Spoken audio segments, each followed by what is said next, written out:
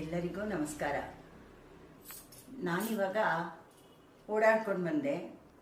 ನಾನೇನಾದ್ರು ಮುಜುಗರ ಪಟ್ಕೊಂಡು ಓಡಾಡ್ಕೊಂಬನ್ನ? ಇಲ್ಲಪ್ಪ. ಯಾಕೆ ಹೇಳಿ?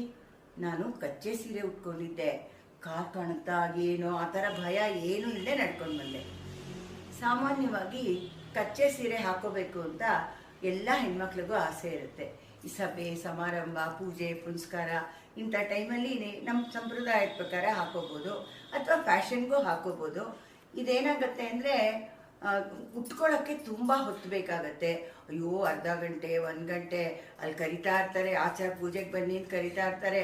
ಯಾರು ಹಾಕೋರು ಬೇಕು, ಯಾಕಪ್ಪ ಕಚ್ಚೆ ಸಾವಾಸನೆ ಬೇಡ, ಇಷ್ಟೆಲ್ಲ ಕಷ್ಟಪಟ್ಟು ಹಾಕೊಂಡೋದ್ರೆ ಕಾಲು ಕಾಣ್ತಾ ಇರುತ್ತೆ ಅನ್ನೋ ಮುಜುಗರ. ಅದಕ್ಕೋಸ್ಕರ ಆಸೆ ಇದ್ದರೂ ಎಷ್ಟೋ ಹೆಣ್ಮಕ್ಳು ಕಚ್ಚೆ ಸೀರೆ ಉಟ್ಕೊಳ್ಳೋಕ್ಕೆ ಮುಂದೆ ಬರಲ್ಲ. ಆದರೆ ನಿಮಗೆ ಇನ್ಮೇಲೆ ಆ ಭಯ ಏನೂ ಬೇಕಾಗಿಲ್ಲ.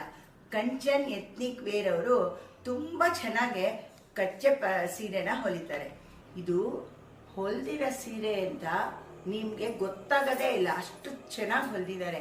ಅಂದರೆ ಆರಾಮಾಗಿ ಹಾಕೋಬೋದು, ಮುಜುಗರ ಅಲ್ಲದೆ ನಡಿಬೋದು, ಹಿಂದ್ಗಡೆ ಕಾಲು ಕಾಣಲ್ಲ. ಯಾವುದೇ ಸಭೆ ಸಮಾರಂಭಗಳಲ್ಲಿ ಬೇಗ ಹಾಕೋಬೋದು. ನೀವು ಪೂಜೆ ಮಾಡೋಕ್ಕೆ ಹೋದ್ರೂ ಅಯ್ಯೋ ಕಾಲು ಕಾಣ್ತಿದೆಪ್ಪ ಅಂತ ಯೋಚನೆ ಇಲ್ಲ. ನಿರ್ಭಯವಾಗಿ ಖುಷಿಯಾಗಿ ನೀವೆಲ್ಲನೂ ಹಬ್ಬ ಹರಿದಿನಗಳಲ್ಲಿ ಪೂಜೆ ಪುನಸ್ಕಾರಗಳಲ್ಲಿ ಸಮಾರಂಭಗಳಲ್ಲಿ ಈ ಥರ ಕಚ್ಚೆನ ಉಟ್ಕೊಂಡು ಸಂತೋಷ ಪಡಿ. ಗೊತ್ತಾಯ್ತಾ? ಇದಕ್ಕೋಸ್ಕರ ನೀವು ಎಲ್ಲಿಗೆ ಹೋಗ್ಬೇಕು ಗೊತ್ತಾ? ಕಂಚನ್ ಎತ್ನಿಕ್ ವೇರ್ಗೆ. ಆಮೇಲೆ ಇನ್ನೊಂದು ತಿಳ್ಕೊಳ್ಳಿ, ಬರೀ ಹೆಣ್ಮಕ್ಳಿಗೆ ಅಷ್ಟೇ ಅಲ್ಲ, ಅವರು ಗಂಡಸ್ರಿಗೂ ಕಚ್ಚೆ ಪಂಚೆ ಹೊಲಿತಾರೆ. ಎಲ್ಲನೂ ಅನುಕೂಲವಾಗಿ ಅವರವರ ಒಂದು ಚಲನವಲನಗಳಿಗೆ ತೊಂದರೆ ಆಗದೆ ಇರೋ ಹಾಗೆ ತುಂಬ ಚೆನ್ನಾಗಿ ಹೊಲಿತಾರೆ.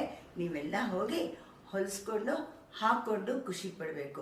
ಇನ್ನೊಂದು ಸಲ ಹೇಳ್ತಾ ಇದ್ದೀನಿ, ನೀವು ಕಾಂಟ್ಯಾಕ್ಟ್ ಮಾಡಬೇಕಾಗಿರೋದು ಕಂಚನ್ ಎತ್ನಿಕ್ ವೇರ್ ಅಂತ. ನೋಡಿ, ಇಲ್ಲೇನೇ ಅವ್ರದ್ದು ಫೋನ್ ನಂಬರ್ ಇದೆ. ಎಲ್ಲ ಕಾಂಟ್ಯಾಕ್ಟ್ ಮಾಡಿ ಖುಷಿಯಾಗಿ ಎಲ್ಲರೂ ಹಾಕೊಂಡು ಓಡಾಡ್ತೀರಾ ಅಲ್ವಾ?